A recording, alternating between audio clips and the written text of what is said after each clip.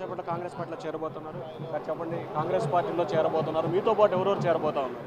ప్రస్తుతం నేనైతే చేరుతా ఉన్నానండి.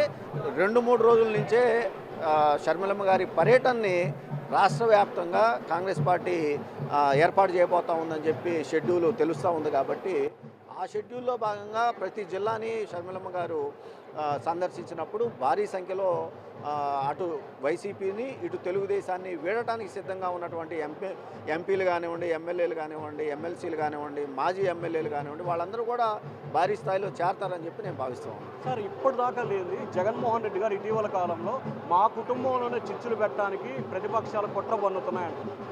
అటు అదే మాట చంద్రబాబు నాయుడు గారు అంటా ఉన్నారు, జగన్మోహన్ రెడ్డి గారు అంటానే ఉన్నారు.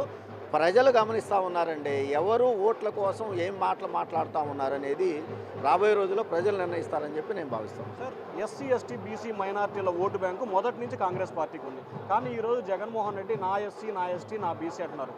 ఆ ఓటు బ్యాంకు ఏ వైపు మళ్ళీ అవకాశం ఉంది?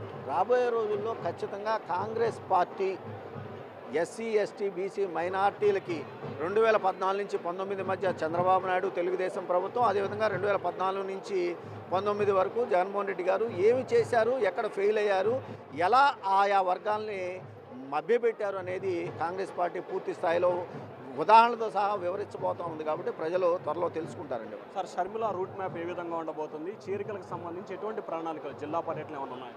అదే అవన్నీ కూడా కాంగ్రెస్ పార్టీ నిర్ణయిస్తుంది. కాంగ్రెస్ పార్టీ 1-2 రోజుల్లోనే షెడ్యూల్ని విడుదల చేస్తుందని చెప్పి నేను భావిస్తాను. సార్, ఫైనల్గా రాజశేఖర రెడ్డి ఫోటో వాడుకునే హక్కు జగన్కు ఉందా, కాంగ్రెస్కు ఉందా?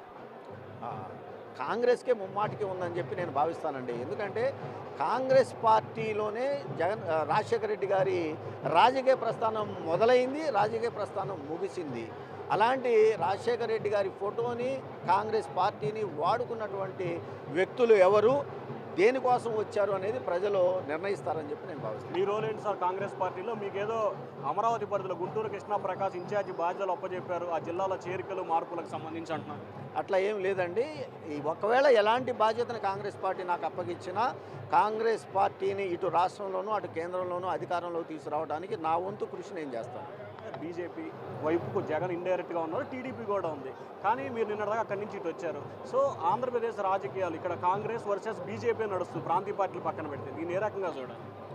బీజేపీ అనేది అసలు ఈ రాష్ట్రంలో ఎలా తెర వెనుక నుంచి 2014 నుంచి 19 వరకు అటు తెలుగుదేశాన్ని అడ్డం పెట్టుకొని, దాని తర్వాత 14 నుంచి 19 నుంచి 24 వరకు వైఎస్ఆర్ కాంగ్రెస్ పార్టీని అడ్డం పెట్టుకొని తన చర్యలు, తన పనులు ఏదైతే చక్కబెట్టిందో ఈ రాష్ట్ర ప్రజలు ఖచ్చితంగా గమనించారండి.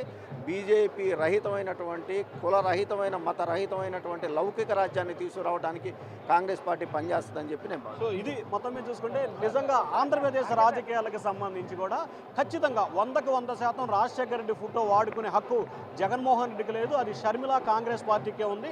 రాజశేఖర రెడ్డి జీవిత ఆశయం ఆయన కాంగ్రెస్ పార్టీలో పుట్టి పెరిగి ముఖ్యమంత్రి అయ్యారు.